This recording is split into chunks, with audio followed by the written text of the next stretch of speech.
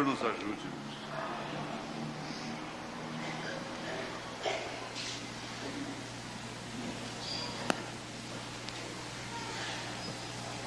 Quando um dos cônjuges, casal, né? Um dos cônjuges, marido ou mulher, peca contra o outro, um acerto somente entre si é tudo? Ou tem que vir na igreja? Não, não tem que vir na igreja, não. Isso é tudo, é claro. O irmão Branham, bom, para começar, tem que se fugir de todo... Não é fugir, porque se a igreja romana tem alguma coisa que enquadra com a Bíblia, você não vai deixar de praticar a Bíblia, porque a igreja romana pratica aqui, é claro. Mas nós herdamos inconscientemente muitas tradições católicas. A questão da confissão ao padre. E muita gente quer confessar ao pastor, como se confessa ao padre. E não é assim. Isso é errado. Isso não é tudo. Agora, é claro que o pastor tem por obrigação, é dever dele, orientar a pessoa, particularmente, discutir o problema, ensinar como fazer naquele caso. Então, um membro, o irmão, vem na igreja, quer dizer, vem ao escritório e fica, é claro que essa pessoa precisa ser uma pessoa qualificada. Por isso que qualquer obreiro que recebe uma confissão, qualquer pessoa que recebe uma confissão de outra e sai publicando aquilo, ela fica culpada daquilo. Você vê, é tão melindrosa a vida aqui, nesse sentido, porque enquanto isso outros estão até procurando a vida dos outros, né? Procurando, espreitando, escondendo, vendo nos cantos da parede, atrás dos postes e coisas assim. Quando o profeta diz, você fica culpado daquilo. Quando você não pode resolver um problema e você testemunha aquilo, você fica culpado daquilo. Agora, tem a casualidade, que você vê casualmente. Mas é certo que esse homem, ele se qualifica como pastor, começando por aí. Mesmo o diácono, que eles tratam de casos na junta, que se chega em casa, a esposa fica sabendo, ele está desqualificado como diácono. Não precisa ser os outros, não, basta a esposa dele saber. Se ele tem uma esposa curiosa, que instigando, investigando as coisas, então o melhor que ele faz é parar com o diaconato dele. Agora, é claro que você não deve confiar certos problemas a qualquer pessoa, mesmo amigo. Ela pode ser sua amiga hoje, você não sabe o que vai ser amanhã. E assim por diante. Então, o escritório é um túmulo. Tem que ser um túmulo no sentido da palavra, na força de expressão. Ser um túmulo, o que se conversa ali, o que a pessoa derrama ali, tem que ficar ali, entre ela e Deus. Até crime, uma vez um padre entrou aí, numa certa dificuldade com a justiça, porque eles queriam forçar o padre a entregar a confissão de um bandido, um criminoso, uma coisa assim. Eu não lembro mais os detalhes. Mas a lei amparou o padre, porque é segredo de confissão. Então ele não pode, ele não tem obrigação de receber a confissão aqui, até mesmo de um crime, e depois entregar aquela pessoa. Ele pode aconselhar. Ele pode dizer assim, olha, filho, é melhor você procurar a justiça, procura um advogado, se apresenta, se entrega. Isso vai ser muito melhor para você. Aí está certo, ele orienta de uma maneira correta. Então é o caso do pastor. E então um irmão, uma irmã, não quer precipitar as coisas. E nós tínhamos às vezes treinamento no escritório, com auxiliares. A intenção era boa, de treinar os auxiliares naquelas coisas. E depois foi corrigido isso. E às vezes para a pessoa conversar com o pastor, com uma pessoa, já é custoso. Agora ainda rodeado de auxiliares, 2, 3. Então, às vezes você vem na igreja, vem ao escritório para ser orientado, o que se torna numa confissão. Porque você vai contar o que aconteceu com você e o que você deve fazer da maneira bíblica, escriturística, na mensagem. Então você tem esse direito, não é? Mas até mesmo depois, se o casal quer vir, é espontâneo também. Mas, de todos os modos, o acerto é entre si. O irmão Branham disse para aquela mulher: você não pecou contra Deus, você pecou contra seu marido. Você deve falar com ele. E então está certo. Quando um peca contra o outro, o acerto é entre si. Se conseguem contornar a questão entre si, está tudo bem, é uma vitória. E vocês então se ajoelham, põem aquilo debaixo do sangue, renovam seus votos, e ele nunca cometeu aquilo, ela nunca cometeu aquilo, diz o irmão Branham. Ele nunca cometeu aquilo. Você não pode ficar depois lançando em rosto uma coisa que você põe debaixo do sangue de Jesus Cristo. Aí você pisa no sangue. Você fica enquadrado em Hebreus 10, Hebreus 6 aí. Se você ora com uma pessoa, com um irmão, com uma irmã, que te ofendeu, qualquer coisa, ou a quem você ofendeu, e aquilo é posto debaixo do sangue, então não se toca naquilo mais nunca. Mais nunca. Aquilo nunca existiu. O irmão Branham disse que aqui na memória se lembra, porque esse é humano. Aqui. Mas diante de Deus ela foi justificada, porque aqui ela pode ser perdoada. E diante de Deus ela é justificada. E justificada quer dizer como se nunca tivesse acontecido aquilo. Então é muito boa a pergunta, é muito oportuna. Muito embora a gente está, de vez em quando, estudando isso, né? Agora, quando o caso te leva a afastar da comunhão, nós temos, então, um sistema que não é legalista, que não é liberalista. Eu creio que é um sistema justo, correto, que satisfaz a consciência da pessoa. Nós temos aí no dia da ceia uma oportunidade para aqueles que vão retornar à comunhão. Então, quando a pessoa está aqui na frente, ela está dizendo: eu pequei, eu errei, eu fiz qualquer coisa, mas já acertei, já venci. Então ela não tem que ser envergonhada aqui na frente do povo e aquela coisa toda.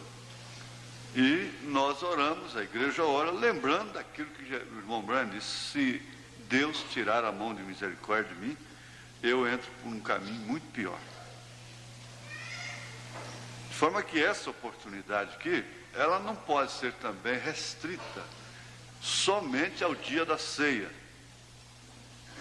Porque uma pessoa pode ter um vexame de vir aqui na frente tratando de sua reconciliação e não sabe se Deus vai recolhê-la antes da ceia, e ela quer ter uma boa consciência de ter vindo diante da igreja e receber uma oração.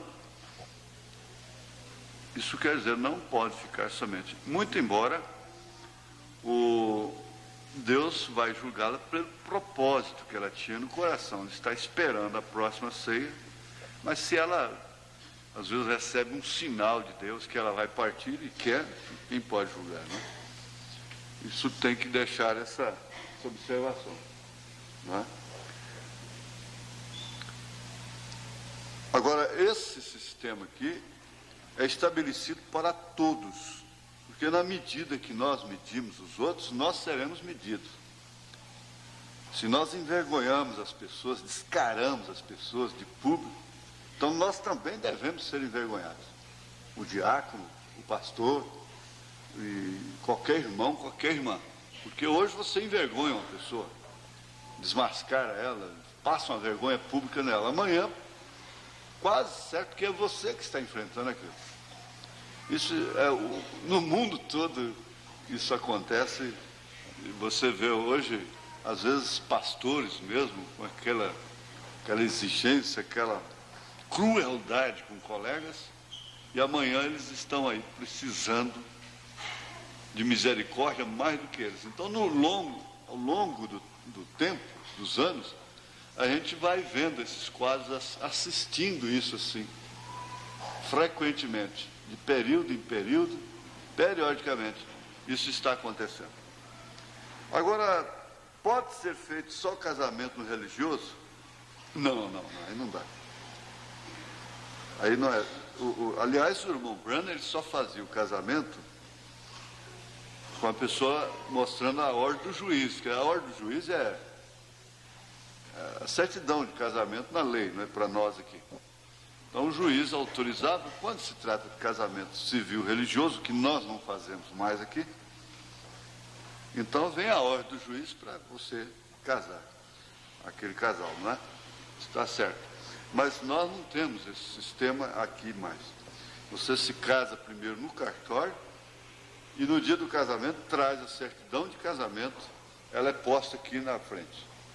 E eu estou sempre, agora, quero que vocês concordem entre si, os diáconos, irmão Elias, quando reunir com eles, e irmão Zé Carlos, irmão Antônio Pedro, irmão Divino, lembrar disso aí que eu pedi ao irmão Divino no último casamento. Eu não posso ficar aqui dando sinal para o diácono lá, saber se a noiva chegou.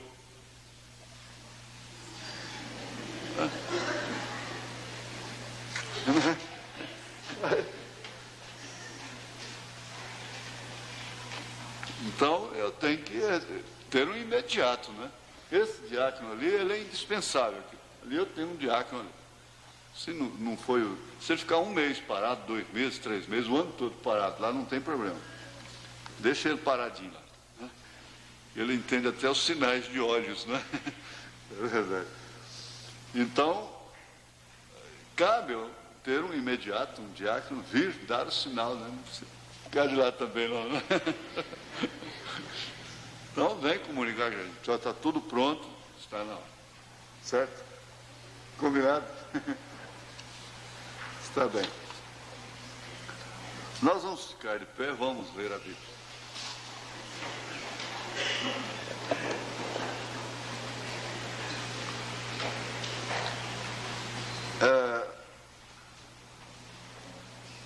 Parece que está mais relacionada a leitura com o que nós já comentamos, porque não sei se vamos enquadrar isso aqui nessa recapitulação que nós vamos fazer como escola, né? Na mensagem influência. É 1 João, capítulo 1, verso 9. Se confessarmos os nossos pecados, Ele é fiel e justo para nos perdoar os pecados e nos purificar de toda injustiça. Eu escolhi o texto baseado nessa resposta, nessa pergunta, não é? Deus amado, nós te pedimos com humildade nos nossos corações que o Senhor tenha mais misericórdia de nós e ajude-nos a prosseguirmos de uma maneira simples, humilde e correta diante dos teus olhos. Nós precisamos muito do Senhor. Nós não estamos aqui para julgar, porque nem mesmo Jesus veio aqui para julgar. E o profeta disse que ele não podia julgar. Nós estamos aqui numa dimensão que está limitada exclusivamente ao pecado. Tanto que ela é criada para que o Senhor mostre, demonstrasse, expressasse os atributos, começando pelo atributo de Salvador. Nós te suplicamos, o Senhor nos ajudar que nunca abandonemos a fé. Porque enquanto não abandonarmos a fé, há esperança para nós. Em nome de Jesus Cristo. Amém. Assentai-vos. Pois bem, então, está bem esse termo aí, se confessarmos os nossos pecados, devemos saber a quem nós devemos confissão, não é? Na mensagem Influência, que é, sem dúvida alguma, uma escola de crianças, mas nós somos crianças, né? Eu quero lembrar um pouquinho, eu já estou com um termo já viciando, né? Muito embora, Deus, ele, né?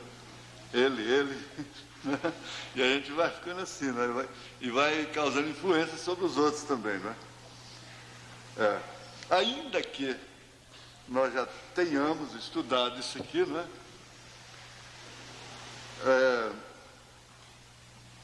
Cantar dá coragem. Você sabia que cantar dá coragem? Você sabe disso, não sabe? Os soldados, quando estão indo à batalha, você sabe o que fazem? Tocam música e cantam. E tem até um pilotãozinho que toca a flauta, né? Que é as flautas, né? Tocam música e cantam e coisas assim para dar-lhes coragem. E quando estamos indo à batalha, nós cantamos. Isso nos dá coragem para continuarmos. Eu chorava, e se eu pudesse cantar de novo, é um disco que eu já procurei há muito tempo, naquele tempo do disco de 78 rotações, no tempo de vitrolas ainda, né? Isso tem mais de 15 anos, né? Tem. O Otávio, ele ri quando eu falo assim, mas tem mais de 15 anos. Mais de 15 anos atrás. E ele é uma história da Segunda Guerra. Eu não sei se este é o caso, porque inclusive lhe faltava uma perna. Se ele perdeu a perna na guerra, não sei. Orlando Silva, não sei se foi. Um dos maiores celesteiros que o Brasil já teve. E ele cantava, então, e recitava trechos da guerra, a carta que ele recebeu da mãe, dizendo que seus cabelos tinham ficado brancos, como a neve, e ele cantava aquela carta depois, né? Mas eu me lembro bem disso: todo bom soldado não chora, também não devo chorar. Acima de todas as coisas, meu Brasil, minha farda também devo honrar. Aí que vem acima de todas as coisas. Acima de todas as coisas, oh meu Brasil, libertar. E eles cantavam em coro, né? Eles tinham um pilotão cantando e tinha toque de corneta. E eu sou muito afetivo, fui muito afetivo com minha mãe, então eu chorava feito um bobo. Quantas vezes eu ouvisse aquilo, eu chorava. Mas quando eu leio isso aqui, que vejo o irmão Werner cantando, sempre vou lá, nessa canção de guerra, não é? Você sabe que cantar evita infarto cardíaco. É interessante. Ele alivia o coração, tira peso do coração, cantar. Tira peso do coração. A mamãe cantava, certo, aprendeu errado, eu também não sou de cantar, né? É melhor que a gente entenda cedo, ó, você não é de cantar, você é de fazer isso, é de pregar, de fazer outra coisa, mas de cantar você não é. Solar não, cantar na igreja, né? Assim, com a igreja, em casa, no banheiro, não é? Agora, solo lá na frente, você não é um solista, não é? Para cantar. E então a mamãe, quando estava muito triste, ela sofria do coração, né? E lhe dava olheiras, assim, e ela ficava puxando o fôlego com dificuldade, dor no lado esquerdo. E ela, eu me lembro muitas vezes dela chorando, e quem a mamãe chorou mais na vida foi por causa de mim, por causa de minha irmã. Ela orava muito, e eu entendo que ela preocupava mais com minha irmã, assim, em questão de futuro. Por ser mulher, casamento, essa coisa toda, né? E eu entristecia qualquer coisa, se falavam de mim, qualquer coisa, então minha mãe chorava. E ela cantava: quando te sentes triste, doendo o coração, olhe com fé para cima, Deus dá consolação. Eu sei que está errado, a música parece que é outra, não sei. Mas o certo é que logo ela estava aliviada. Ela estava aliviada. E você canta outros hinos, como esse hino de Lutero, deveria ser cantado de cor, não é, por todos nós. Infelizmente eu não sei. Porque em determinadas horas a igreja tem que cantar isso em coro, como uma resistência mesmo àqueles espíritos que esse hino resistiu. Castelo forte é o nosso Deus. E às vezes você canta isso em culto doméstico, se põe de pé, a família está passando por uma crise muito difícil, se põe de pé e canta de mãos dadas, e a igreja se põe de pé e canta de mãos dadas, ou de mãos levantadas, ou com a Bíblia na mão, e canta esse hino, e passa por aquilo, cantando, às vezes cantando. Não aquele cântico também que é um tipo de um cântico que faz é provocar a pessoa. Tem um tipo de cântico que quando você está errado, e numa, pirraçando a mãe, o pai, a irmã, o irmão dentro de casa, e que o outro fala, você começa a cantar. Eu amo, quer dizer, você, né? Aí então você sabe o que vai acontecer. Mas o irmão Branham, com a pequena mulher do presunto, disse que ela catou tudo, humildemente, e começou a cantar lá na cozinha, não de pirraça, né? Aquela vozinha meiga, suave. Carregaria Jesus sua cruz sozinho, porventura não carregaria eu também a mim? Aquilo foi suficiente para ganhar não só o marido, mas o marido das outras também, né? Salvou as almas delas. De forma que esse é uma boa coisa. Agora o irmão Carlos disse, a igreja canta mais animada nos encontros. Mas de fato é mesmo, nos encontros você fica ali fora e vai ver como o cântico é diferente. E ele está certo. Parece que é um tempo de festa, não é? Uma festa contagiante assim, que o povo canta. E você diz, não, eu não estou cantando porque estou triste. Estou amargurado, eu fui ofendida, qualquer coisa, então por isso eu não canto. Está certo, que é custoso começar. E você começa, não é? Porque ele vive, né? Mas vai indo, desembucha, sai. Você vai sentindo na hora que sai. Sorrir. Eu já li aqui para vocês o conselho médico. Você precisa sorrir. Pelo menos 12 minutos por dia. Se você não consegue, põe a pessoa para te fazer cócegas. Agora, às vezes é o que salva a gente até de certos apesos, abafamentos, né? No coração. Sorrir e cantar,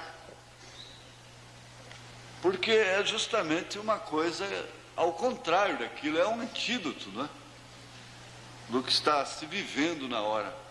É certo que há hinos que combinam com o momento, não é? Esses hinos Rio Profundo, Há uma terra além do rio, nós já vamos pelo vale um a um, parece que eles estão sendo, a gente já nem gosta de cantar, não é? Eu avisto uma terra, né? Eu avisto uma terra feliz. Tem gente que já fica pensando na morte, né? E não quer cantar, não é? Não, faça o seguinte, cante na igreja, porque você já começa por aí abrindo o coração para receber a bênção. Cante em casa. E é claro que tem momentos, tem horas que é hora de chorar, não é hora de rir. Mas tudo isso Deus deixou. Não tem nada que o homem faça de normal. Dentro do normal, é claro que o inimigo veio e perverteu o normal, né? E não seja criado por Deus. O sorriso é criado por Deus. Então tem pessoas que são mais extrovertidas, que sorriem mais, outras não sorriem, geralmente elas são tensas, introvertidas e sofrem de gastrite, úlcera e assim por diante. Me faz lembrar daquele rapaz que estava à beira do suicídio e foi no médico lá na França, e o médico tanto trabalhou com ele que não teve jeito, psicoanalista, né? Ele disse: olha, você vai assistir aquele palhaço famoso aí, que tem no circo, disse o nome dele. Ele pulou no meio da sala e disse: doutor, aquele palhaço sou eu. Aquele palhaço sou eu. E às vezes a gente, né, grita para a gente mesmo certas horas: aquele palhaço sou eu. Médico, cura-te a ti mesmo. Então a vida é assim. E você às vezes pode fazer tudo pelos outros, não pode fazer por si mesmo. Canta e procura viver a certas alturas da vida, você procura viver mais pelos outros, porque para você mesmo seria melhor você ir embora. Paulo chegou a isso, ele disse: eu prefiro partir e estar com Cristo, porque isso é ainda melhor, mas por amor de vós eu vou ficar. Acho que se Paulo pedisse, estalasse o dedo, ele iria embora, né? Bom, aí nós vamos começar com outra liçãozinha, diversificando o assunto. Aqui no parágrafo 8, ele comenta sobre o dízimo. Mas me lembro de uma pequena história que eu quero que vocês saibam. Um dia havia uma mulher viúva, ela tinha um bando de crianças. Isso é a inferência bíblica, não é? É a inferência profética, ele era um profeta. O papai daquelas pequenas crianças morreu, e ela só tinha 2 pênis. E ela veio pela rua uma vez, e era dinheiro de dízimo, apenas pênis. Como vocês todos economizaram, e ela o lançou na casa do tesouro de Deus. Jesus estava lá em pé, observando-a. E eu tenho procurado saber o que teria feito se eu estivesse lá em pé. Eu provavelmente teria corrido e dito: não, irmã, não faça isso. Nós não necessitamos desse dinheiro seu. Você precisa dele para seus filhos. Não desprezando, né? Mas considerando que ela precisava daquele dinheiro. Ela era uma viúva. Está vendo?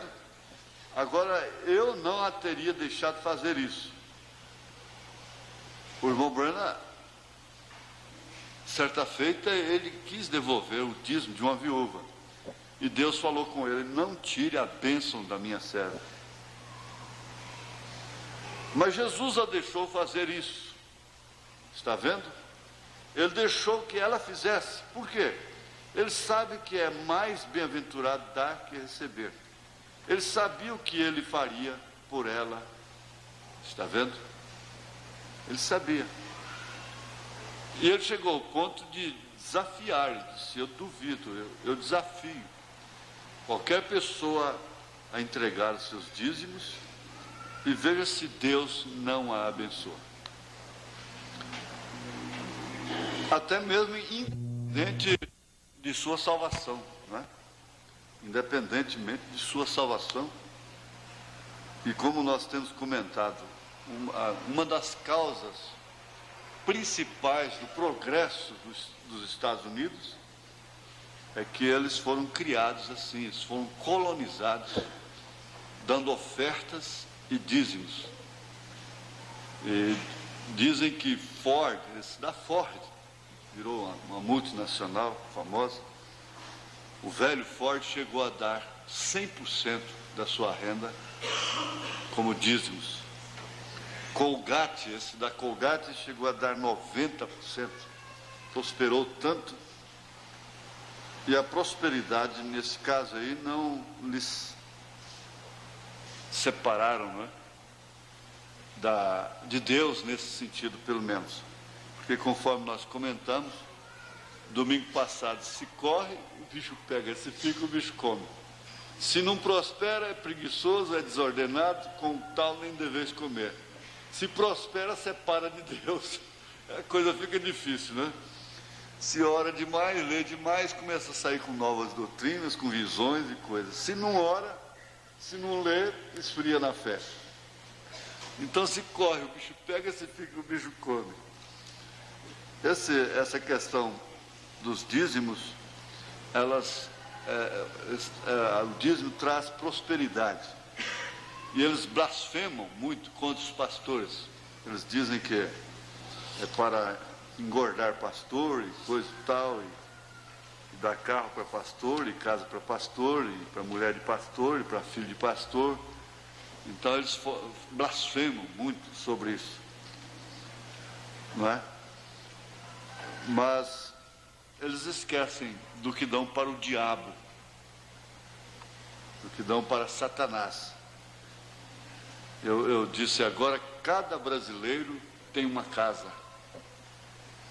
Nós não podemos falar isso no espírito de murmuração. Nós não podemos nem atacar a Igreja Católica, o Papa, com um espírito de murmuração, porque pelo que ela tem, pela fortuna dela, você não pode entrar no mesmo espírito dos murmuradores.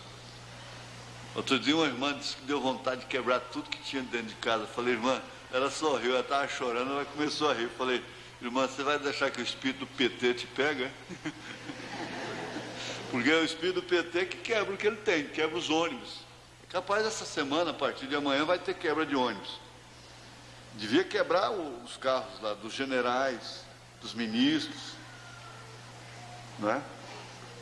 Botar fogo nos aviões e nos jatinhos deles. Isso sem murmuração.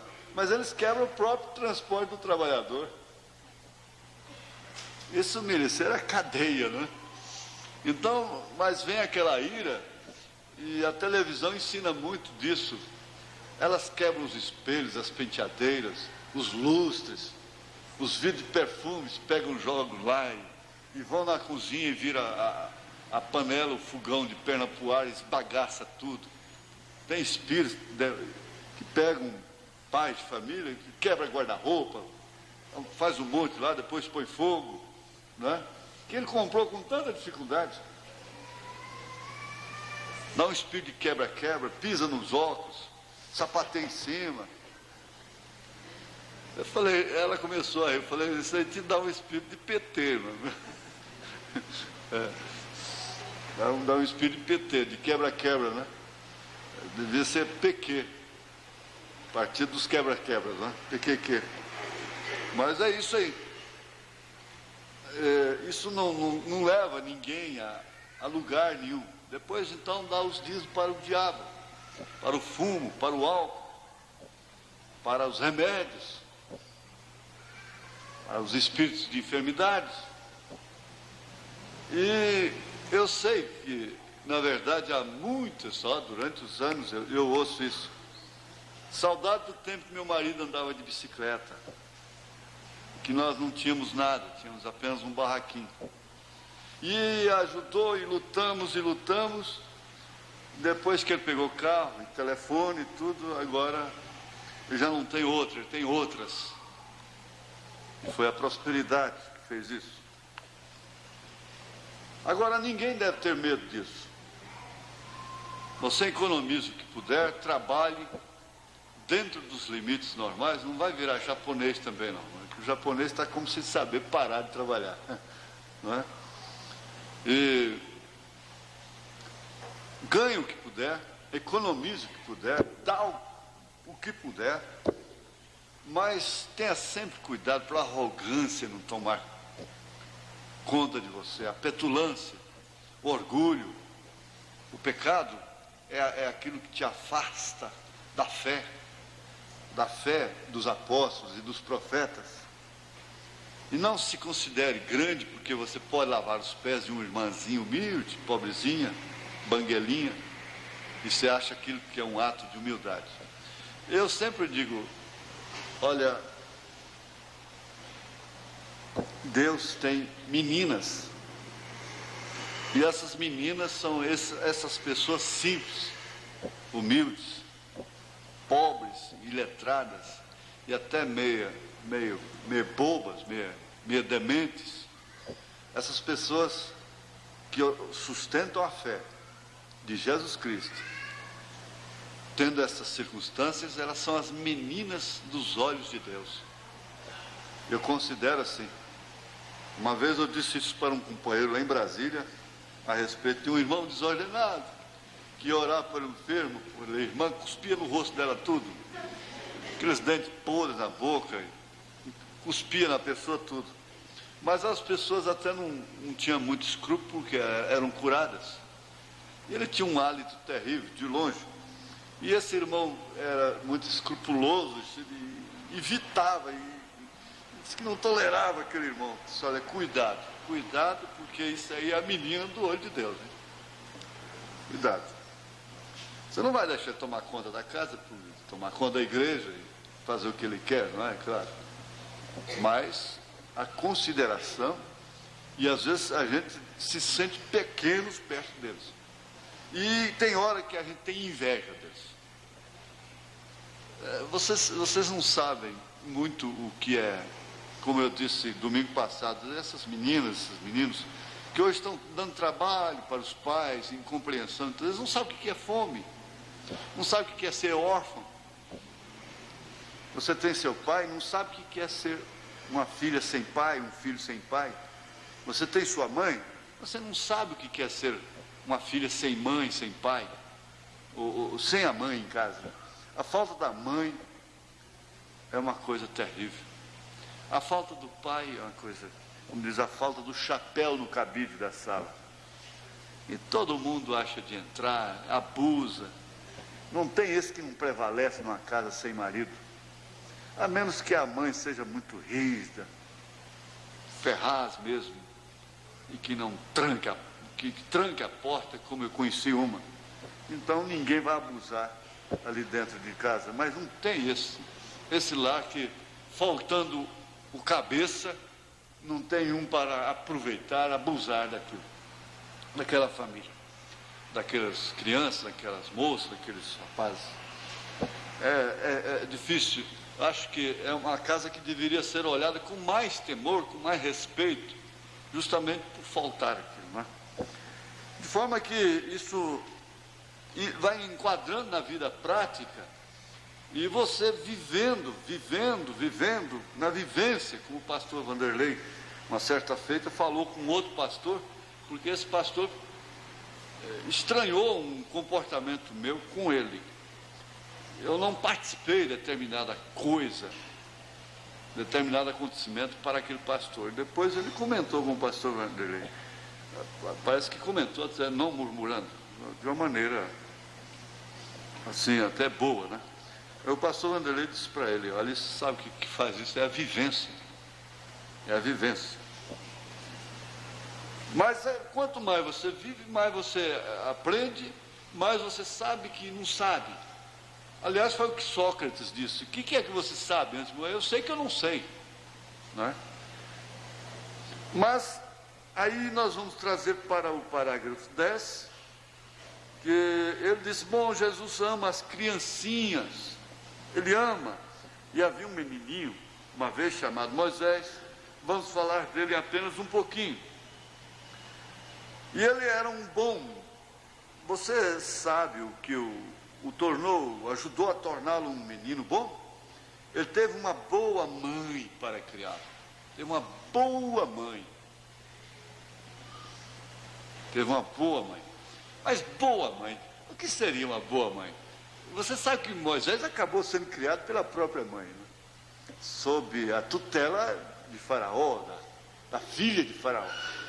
Mas ela foi tão sábia, que você sabe, a mulher, se ela for tola, ela destrói o lar.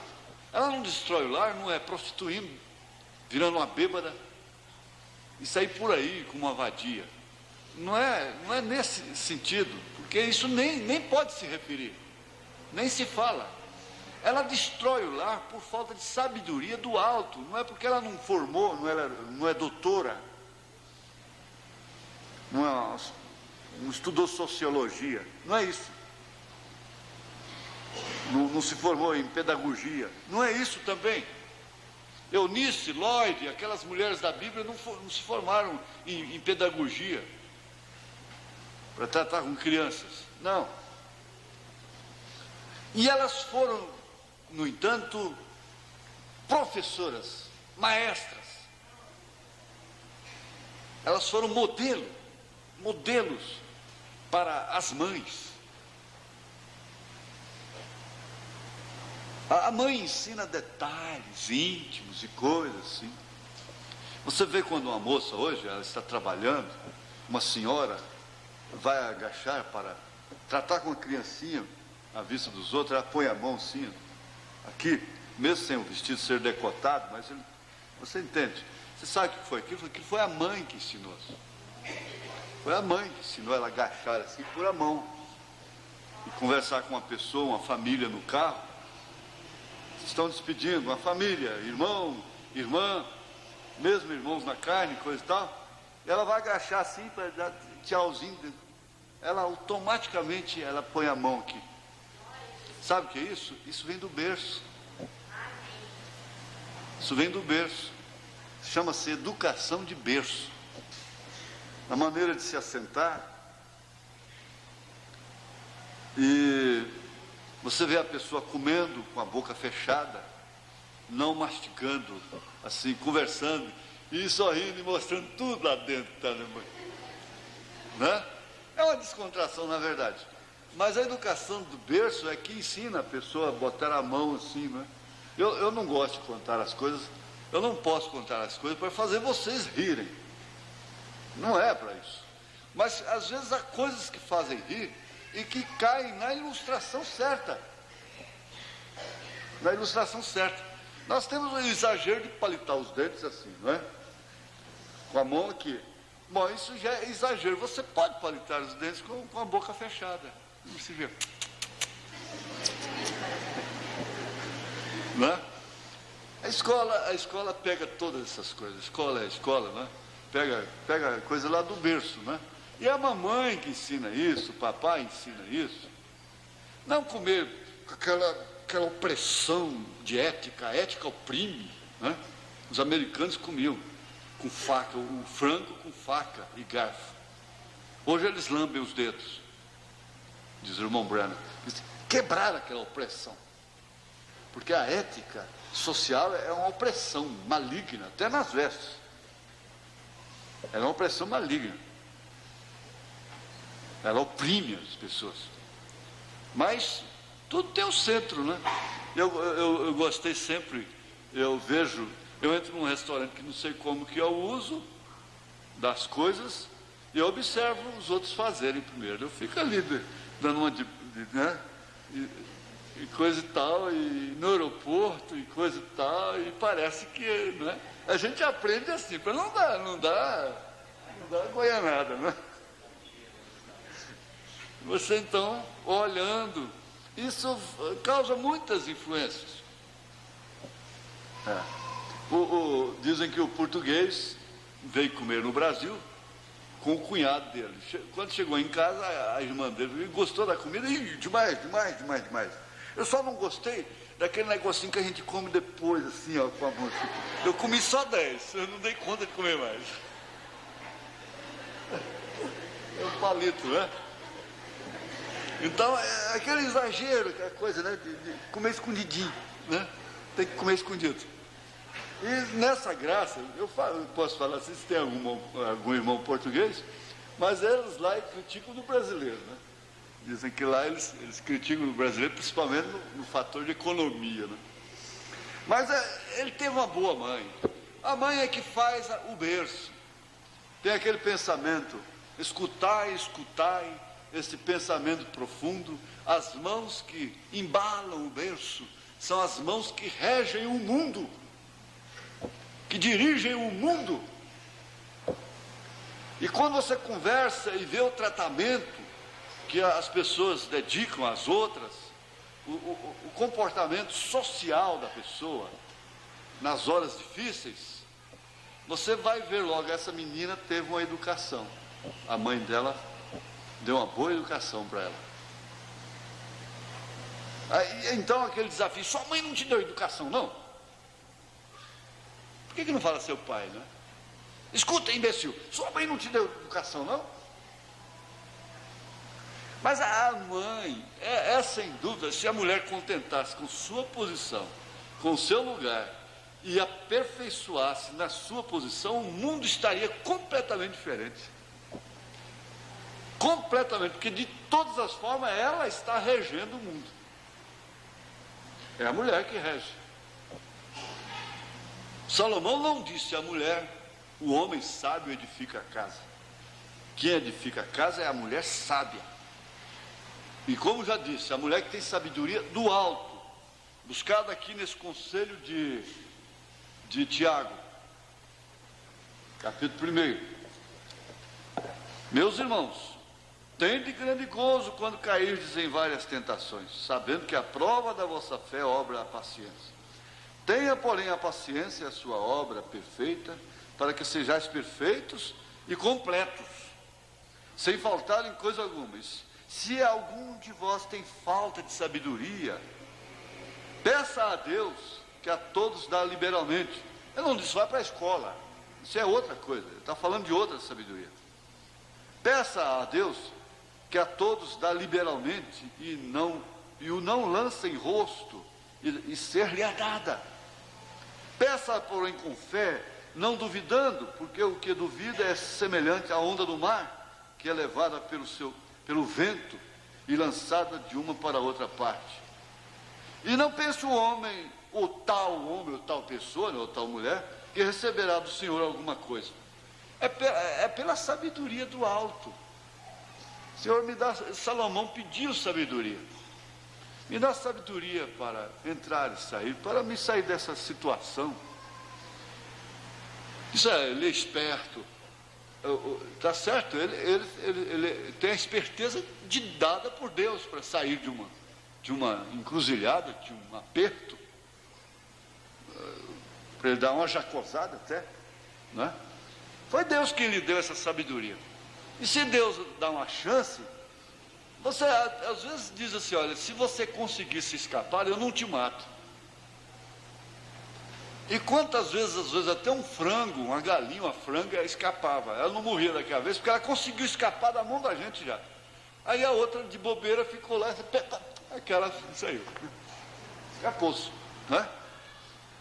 Então, Deus até respeita. Você vai ter seu vale de Jaboque, lá na frente ele te espera, ele trata com você, tudo bem. Mas nós devemos até...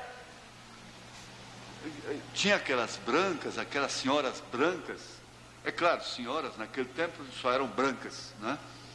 E aqueles senhores, e filhos de senhores, filhos que não eram a favor da escravidão. Ali facilitavam até, e eles ficavam calados, pelo menos, quando um escravo tratava de escapulir. Se eles não podiam ajudar, pelo menos eles ficavam caladinhos. Se eles não podiam fazer nada para ajudar, eles ficavam calados. E aquilo, diante de Deus, soava como uma sabedoria do alto. Essa sabedoria, eu tenho visto mães que, por falta de sabedoria, destruíram seus lares. Na hora que houve aquele choque, a mulher, por falta de sabedoria, acabou de empurrar o marido. Quebrou, não tem mais ambiente para ele dentro de casa. Acabou de empurrá-lo para fora. Ela acaba de empurrar. E ele vira aquele nenenzão. Aquele nenenzão emburrado, bruto. Quando ele está precisando é de porrete, não é? Ele está precisando é de um câncer para tratar dele na cama. Ele está precisando é de quê? Como aquele cavalo, né, que não quis o jóquei manso, então botou um jóquei matador em cima dele. Aí depois, com o tempo, ele ficou mansinho, né? Porque era espora e porrete. Então o homem, quando ele está errado, ele fica violento, bravo, ignorante, e não aceita nada. Mas a sabedoria contorna as coisas, deixa o tempo passar. Eu sempre tenho que lembrar de minha avó. Às vezes eu encontro pessoas que eu digo, você parece com minha avó. Eu tenho encontrado pessoas que eu tenho dito, mas parece com minha avó. Até não entender certas coisas que a gente fala, e eu pareço com meu avô, que eu fico nervoso quando eu tenho que falar de uma coisa duas vezes, né? E então ela teve tanta sabedoria, como já vos contei, que no fim de tudo, tratando de 8 filhos, com água, sal e farinha, às vezes o homem jogando, e com outras mulheres, filho de outra na cidade pequenininha, aquela coisa toda. E, por fim, um dia eu vi aquele velho assentado comigo na cama, já salvo, e lágrimas corriam pelas suas barbas brancas. Lágrimas copiosas. Ele não soluçava, aquele choro que a pessoa não grita, não soluça, que conversa calmamente com as lágrimas não pingando, correndo. Porque tem umas que pingam e outras correm. Aquilo pingava assim, e trêmulo,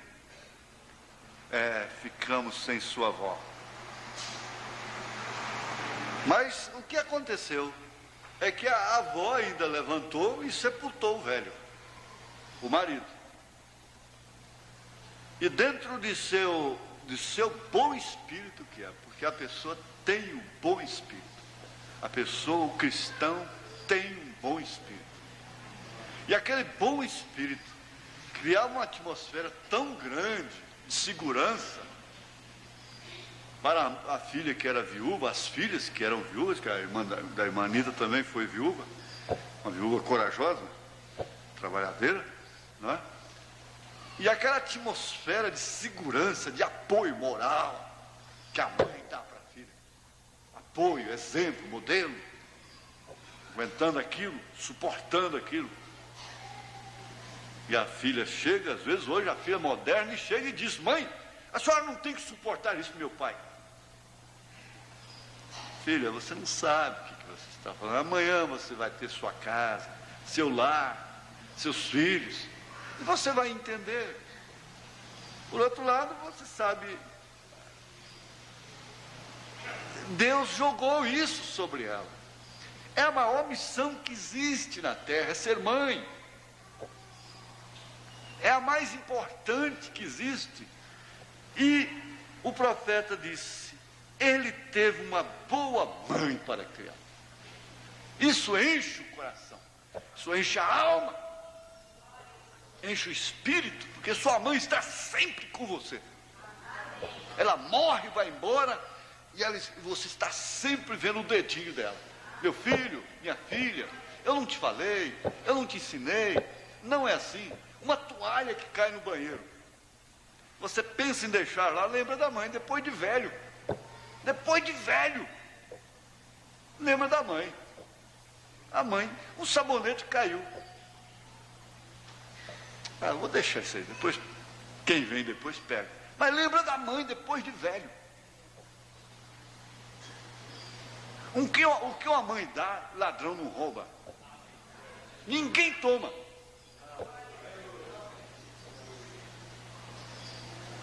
De forma que o princípio de uma família parte é da matriz, não tem jeito. Ela é matriz. Ela é matriz. Se a matriz é redonda, a matriz é a forma. Se a forma é redonda, o bolo é redondo. Se a forma é quadrada, o bolo é quadrado. Se a forma é em forma de uma estrela, o bolo vai sair em forma de uma estrela. Se é octogonal, quase destruncou tudo. Então o bolo sai de acordo com aquilo. Ele teve uma boa mãe para criá-lo. Está vendo? Foi isso. Ela o ensinou a respeito do Senhor. Ela passou os princípios do seu povo para ele. E vocês, pequenos meninos e meninas, têm o mesmo tipo de mãe para criá-los, ensiná-los a respeito do Senhor. É aquele exemplo de sabedoria. Ninguém resolve nada com mau temperamento, com estupidez, com agressão. Qual delas tem conseguido sustentar o lar pela força social, pela violência, pelo ataque histérico, pelo nervosismo, pela agressão? Nenhuma delas. Todas elas ficam sozinhas. Ao longo do tempo, no fim, chegam sozinhas, abandonadas e vítimas. São vítimas, sempre são as vítimas. Pois é, esse tipo de mãe vocês têm, porque elas têm sido ensinadas e por isso sabem ensinar. Você vê a diferença. Agora eu fiquei sabendo de uma coisa que o irmão Branham até louvaria. Dizem que o governo do México não aceitou, não permitiu que novelas brasileiras fossem rodadas lá. Isso eu ouvi num comentário na Brasil Central, na Rádio Brasil Central, que estava acabando, um comentarista lá, um sociólogo, inclusive uma mulher, mostrando o que são essas novelas brasileiras. E eles não pouparam o nome de Xuxa e de Angélica e tudo. Um deles disse, elas estão alienando as crianças. E é um tipo de vida padrão. Padronizando, a televisão está padronizando os níveis. Não vai ter mais família com um princípio próprio. É tudo padronizado. Todos iguais. Eu estava vendo, quando nós chegamos em Aruanã, naqueles bons tempos, você podia deixar o motor da canoa, posar na canoa, com o tanque cheio de gasolina, e todos os seus pertences, sua traia de pesca, de caça, você podia deixar dentro da canoa. No outro dia, amanhecia lá. Você podia ter que cobrir por causa do sereno. Depois que a televisão entrou lá, acabou. Não precisa mais, não tem que deixar lá para eles roubarem. Eles entram nas casas, arrombam as portas e entram. A televisão ensinou a eles roubarem. Por quê? ela ensina boas coisas. Ela ensina, na verdade. É muita maturidade, muita experiência, para poder ver aquilo e extrair somente aquilo que a abelha faz, o néctar, não? Extrair só a coisa boa. É necessário muita maturidade, muita personalidade e coisa assim. Então, enquanto ela ensina uma coisa boa, ela está ensinando 10 que não presta. Você pensa que está certo. Passa um filme lá que mostra a consequência do adultério. Lá no fim a mulher morre, a amante morre, o marido fica sozinho, vira um bêbado, vai para a rua, para a sarjeta. Traz esse exemplo, não resta dúvida. Mas aquele trecho, aquele pedacinho, aqueles momentos que ele estava lá em fragrância, em experiências íntimas com a amante, aquele ali, o que aquilo causa na hora, fica lá em cima, registrado. O que aquilo causa no momento, no instante daquilo. Muitas vezes até reprovado. Então, esse ensinamento, eu preguei e vou ainda falar sobre essa Dalila, que é essa ciência. E ela se tornou a mãe, a mamãe das crianças, dos baixinhos,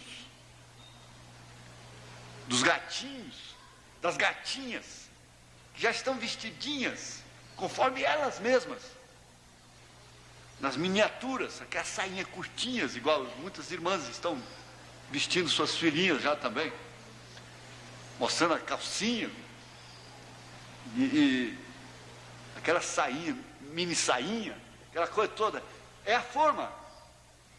Vai dando esse ensinamento para sua filha e depois, na hora que você tiver com a consciência pesada, Jesus pode te ajudar. Ele teve uma boa mãe. Aí o irmão Brana vem e fala sobre a correção, que a coisa mais absurda que existe hoje é bater numa criança. Pois a polícia bate. A polícia pode bater, o pai mais a mãe não. A polícia pode quebrar dentes, pode quebrar braços, pode queimar, pode dar choques, pôr em câmara de gás, pode fazer tudo, como eu estava vendo no jornal ontem. Agora a mãe, mas o pai não pode. Porque aí o vizinho chama a polícia, vai para a polícia. Um espancamento numa criança é um crime. Billy Paul bateu numa criança dele fora da hora. O irmão Branham disse: você feriu o anjo dessa criança. Mas esse mesmo Branham, com essa mesma Bíblia, disse: a mãe que não bate não é uma boa mãe. Ela não é uma boa mãe. Essa mãe que bate por ataque de nervo, até aqui dentro mesmo, não é essa. A criança começa, um cientista alemão disse, a criança começa a ser corrigida aos 8 meses de idade. É relativo, é proporcional, é claro. Aqueles são ossinhos frágeis. Naquele instante, nos 8 meses de idade, ela já sabe que não pode pegar esse relógio, se a mãe for sábia. Ela já começa a distinguir o que é brinquedo de criança e o que não é brinquedo de criança. Mas sabe o que é? É que elas não têm tempo para dedicar. Não tem prazer, não tem entusiasmo, não tem vaidade com aquilo. Então eles estão constatando cientificamente isso. Cientificamente.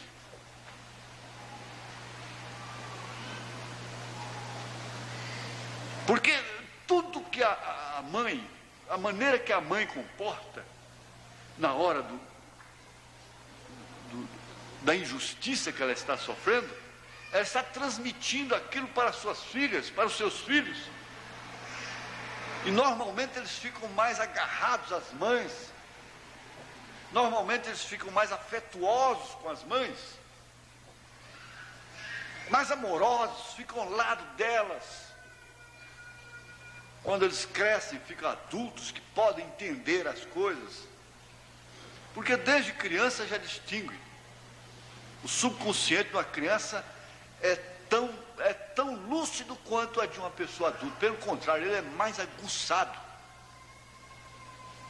Certos comportamentos conjugais com a criancinha lá no berço, dormindo, afeta a criança.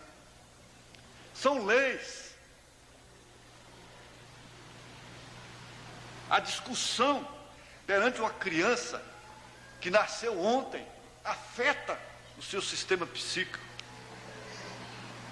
Os atritos, a falta de educação, a agressão.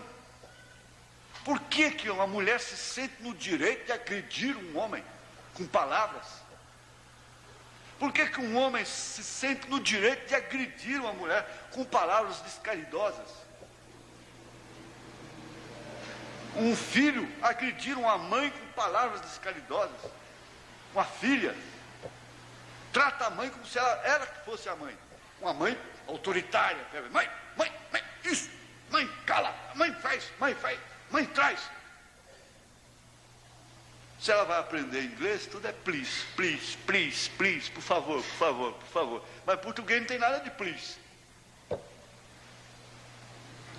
Se vai tratar com americano, se viaja, é aquela educação dentro do avião, é aquela educação lá no exterior, a mesma aqui com os outros de fora, aquela educação, por favor, dá licença, excuse me, please, please.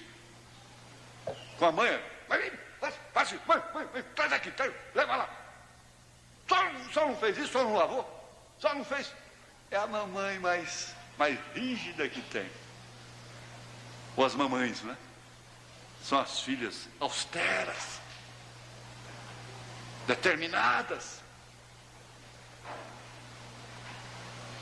Eu não sei por que ficou assim, né? Agora, se um filho não tem direito de agredir uma mãe, nunca, ele não vai ter vida longa. Ele não tem direito de agredir um pai, por mais débil que seja aquele pai. Ele não tem esse direito. Um irmão não tem direito de agredir o outro. Uma irmã não tem direito de agredir a outra.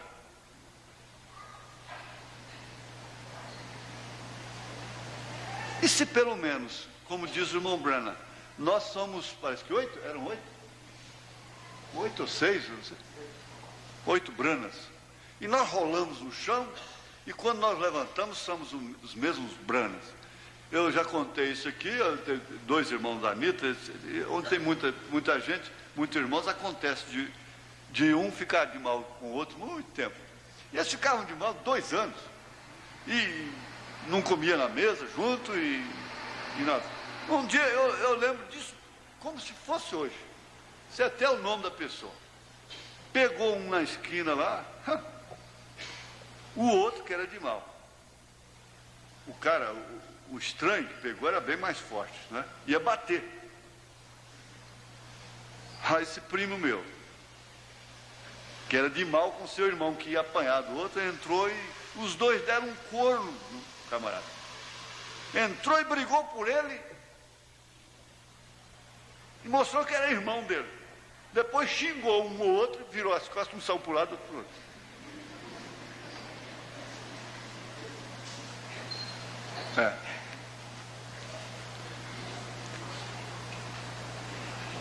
Como é que você pode comer a mesma comida, beber da mesma água, dormir dentro do mesmo quarto, de mal com sua irmã?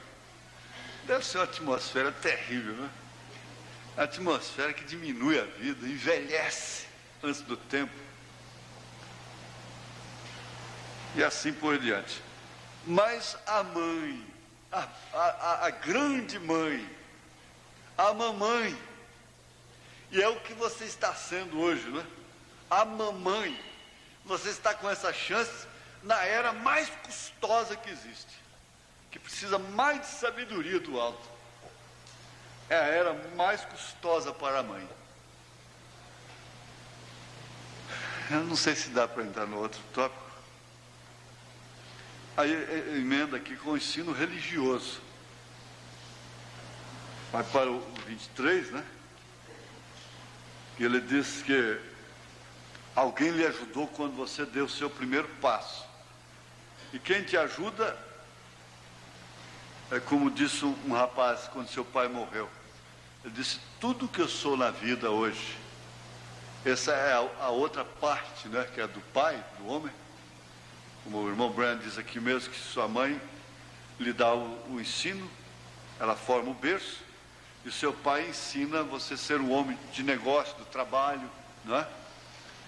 Então, ele chorando, disse, tudo que eu sou hoje, porque ele era um rapaz próspero, ainda novo, e já bastante próspero, já formado, já, e o velho era muito amigo, amicíssimo dele, não era apenas pai, era amigo. Então ele falou assim com aquele sentimento de alma mesmo, por dentro assim, tudo que eu sou hoje eu agradeço a ele. Você tem a recompensa, ainda que lá no túmulo um dia ela vai falar, tudo que eu sou eu agradeço a ela, eu agradeço a ele.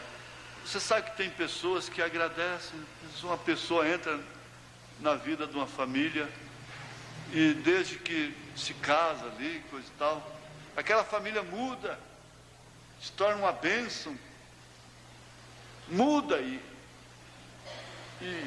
qualquer coisa acompanha, parece que tem uma bênção que acompanha aquela pessoa, que onde ele chega, onde ele entra até de maneira errada, até no lugar que ele não devia entrar, a arca da aliança era assim, onde ela estivesse, ela era bênção até para os filisteus.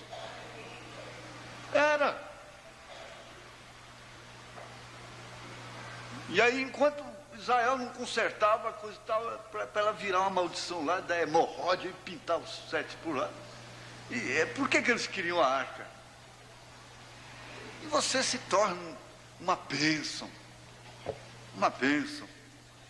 Ainda que lá no túmulo, como um profeta diz, com suas mãos geladas, é quando mais se reconhece o valor da pessoa, é quando ela está longe, quando não pode mais falar com ela, é quando não pode mais lhe dirigir uma palavra de afeto,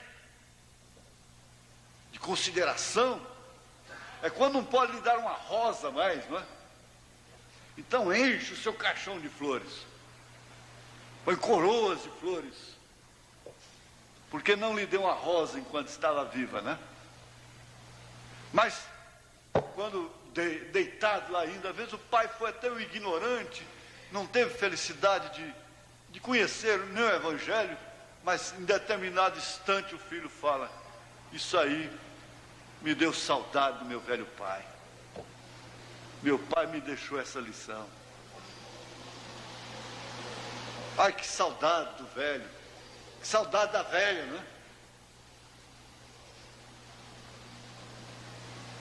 né? Ele ajudou você a dar o seu primeiro passo. Alguém sempre te ajuda a dar o seu primeiro passo. E você terá que ser ajudado também no seu último passo. Eu vi uma coisa escrita que eu achei interessante. Ela é póstuma, né?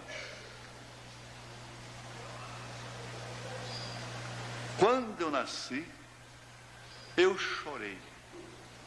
Enquanto eu chorava, todos riam. Agora, quando eu morri, todos choram e eu sorri.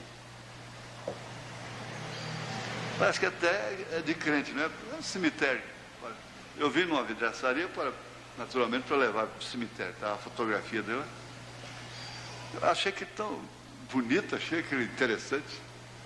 Será que é de um crente que tinha certeza da salvação? Quando eu nasci, só eu chorei, todos sorriam. Porque chegou uma criança, claro, todo. Ele chegou, né? E as titias, né? A vovó. Todo mundo sorri, né? Foi bem, feliz o parto, nasceu perfeito, tudo bem. Agora que eu estou morto, né? Todos choram e eu sorrio. E eu estou sorrindo. Gostei muito daquilo. Me deu até vontade de copiar, viu?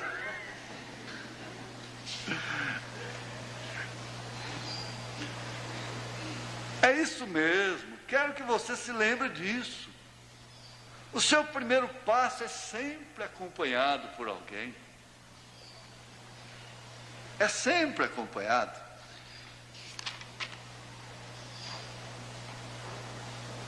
Ele foi um jovem bem-sucedido também, porque ele já era rico. Era apenas um jovem, talvez 18 anos de idade, tinha acabado de sair do ensino do 2º grau, e ele era rico.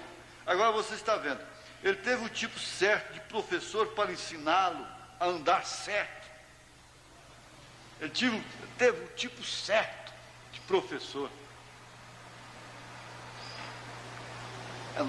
Você diga com quem tu andas, que eu sei quem tu és, né? Porque está certo que você não tem que matar as pessoas, não é? Mas há pessoas com as quais você não pode andar. Você não pode ter relacionamento pessoal, particular, íntimo, assim, conviver com elas, não é? Tem, mas você não tem que ser propriamente inimigas delas. E elas também não têm que ser suas professoras. Vira e mexe, quem é a professora do mundo hoje? É a ciência. Do bem e do mal. E esse rapaz teve um tipo certo de professor. Quem foi seu professor? Seu próprio pai. Até mesmo que, todavia, um jovem, e ele era rico em dinheiro, ele tinha ganho muito dinheiro, ele deve ter sido um verdadeiro, ele era um governante, mesmo naquela idade, muito bem sucedido. Ora, gente, qual é o pai que não quer ver um filho bem sucedido, próspero, né? Acho que seria o maior orgulho. Quando o irmão Wilson vê o pastor Weber pregando aqui, eu sei que ele gosta de todos os filhos, mas sem dúvida alguma, quando ele vê seu filho aqui na frente pregando, ele deve ter uma sensação. Até parece que eu fiz essa pergunta uma vez para ele aqui, não foi, Moisés? Foi. Deve ser uma sensação boa demais, não é? A gente vê um filho, uma filha, numa posição que honra. Que honra você. Honrando os pais, que é o primeiro mandamento com promessa. Você alonga a sua vida. Dá longevidade, quer dizer, vida longa. Vive-se muitos anos quem honra o pai e a mãe. E ele, seu próprio pai, ora, se algum dia o seu filho ou sua filha se transtornar e endereçar por um caminho errado, você terá uma consciência boa. Pedro fala da consciência boa. E de fato não existe um tribunal aqui na terra maior do que a consciência, dentro dos nossos sentidos, da forma natural falando. Não existe. Porque a consciência te mostra, te leva lá atrás. E você vem vindo com aquela criança, nos seus cultos domésticos. Você sabe o amor que você teve por aquela criança. O desejo que você teve dele ser um homem, dela ser uma dama. E tudo que você fez, você foi até exagerado no cuidado. Foi extremamente zelosa. E você sonhava de um dia vê-lo assim, próspero em algum sentido. Quem sabe muitos pensam ser um médico, ser um advogado. Outros sonham, meu filho será um pastor. Ninguém pode fazer filho pastor, ninguém pode fazer filho pela oração ser um pastor. Um pastor nasce pastor.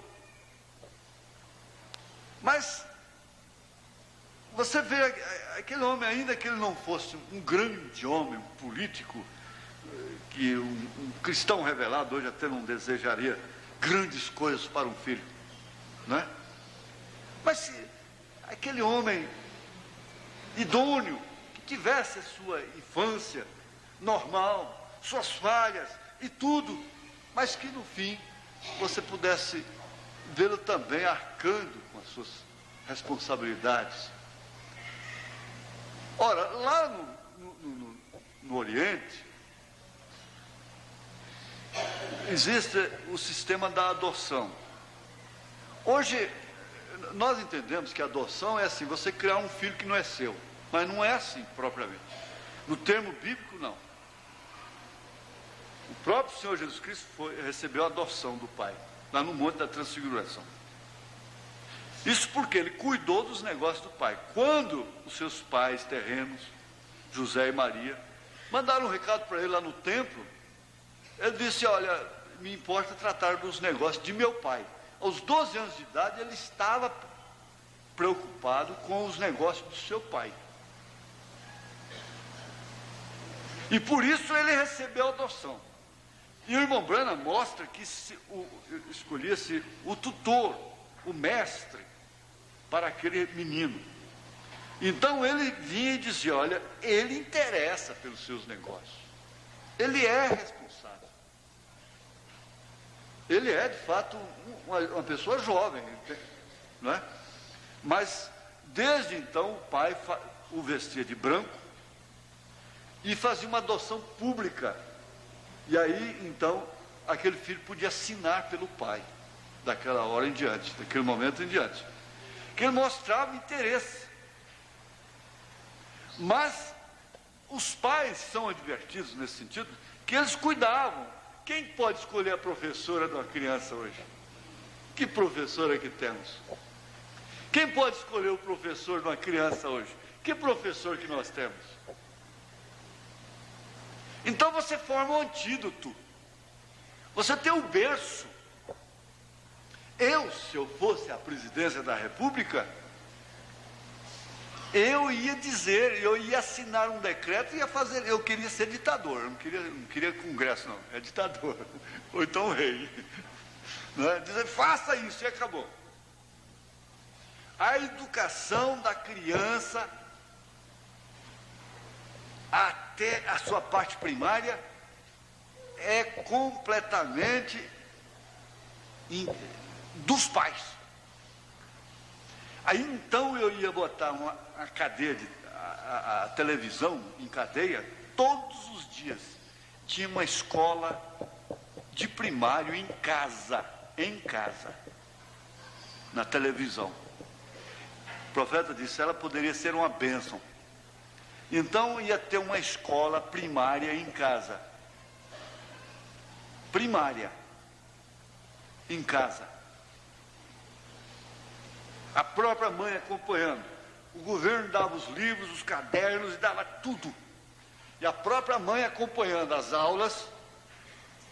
E quando aquele menino fosse para o próximo passo, o segundo grau, ele não tinha que prestar exame não. E ninguém teria que prestar exame não. O curso seria exatamente isso. Um aproveitamento individual, pessoal de cada um. São 8 anos de escola. Ele tem 8 anos de escola, ele aprendeu tanto, o outro aprendeu uns 60%, outro 70%, outro 80%, outro 100%. Mas todos eles aprenderam, não há analfabeto, não haveria analfabeto. Todos eles aprenderam. Agora, é claro, para ir para um curso superior, aí ele ia mostrar o que ele aprendeu, né? É claro. Mas o mestre estaria dentro de casa. dentro da própria casa. Mas isso pode ser, gente. Pode ser, eu falo com experiência própria. Aquele escritozinho, aquele caderno que eu tenho, tipo de um diáriozinho, uma biografia minha, diz que quando ele foi para a escola, ele já não foi como leigo, como analfabeto, porque a sua mãe e sua avó já haviam ensinado ele em casa, ele já sabia ler a Bíblia.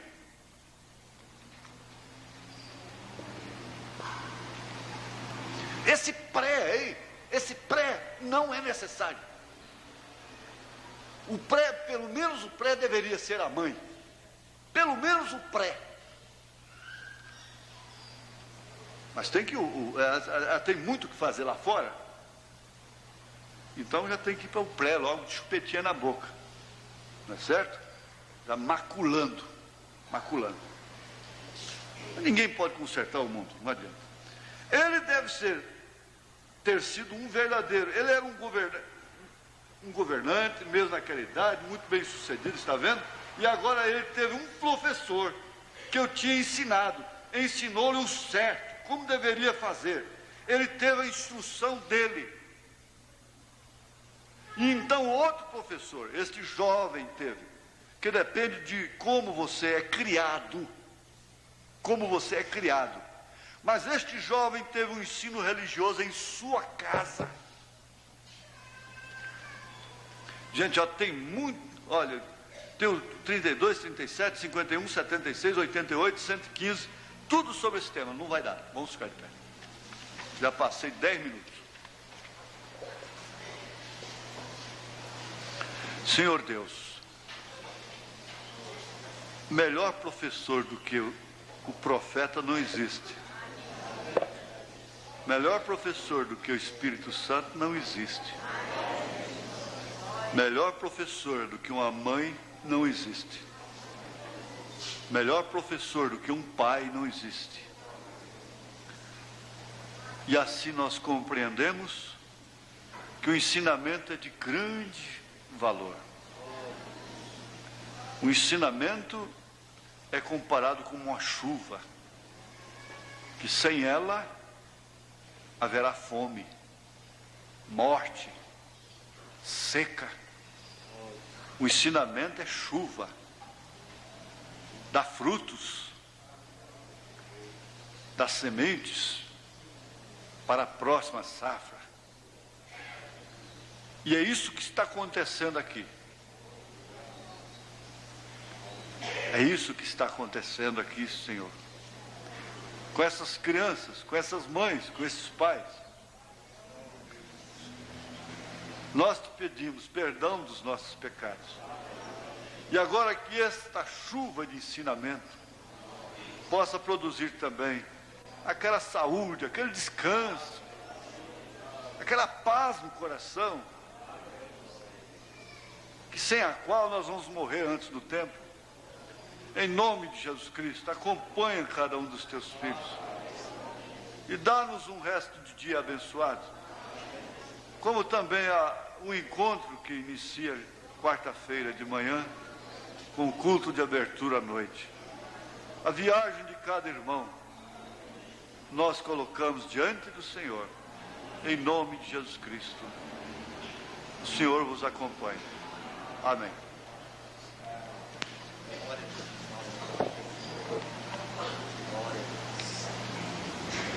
Abençoe um outro, irmãos. Volte para casa com gratidão no coração por a bênção que Deus tem nos abençoado nesta manhã. Deus abençoe os irmãos no nome de Jesus Cristo.